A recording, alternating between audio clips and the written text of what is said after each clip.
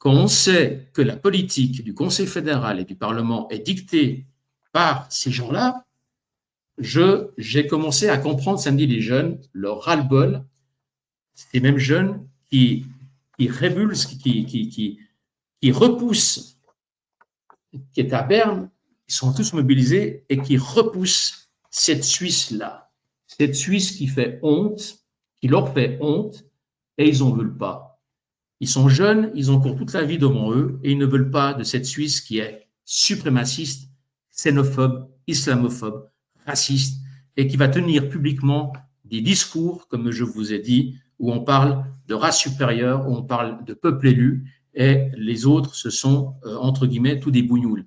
Ces mêmes gens, quand on parle avec eux, quand on les écoute, ils font l'amalgame entre l'islam, les musulmans, ils ne savent pas faire la différence entre un Macédonien, entre un Perse, entre un Tchétchène, entre un Nigérien, entre un Indonésien, entre un Malaisien, entre un Bosniaque, quelqu'un du Kosovo, un Palestinien. Ils ne savent pas. Ils ne savent même pas d'ailleurs qu'en Palestine, dans les territoires occupés, il y a 7% des Palestiniens qui sont chrétiens, et à Gaza, c'est même 7% de chrétiens palestiniens sont trucidés et sont victimes de ce génocide.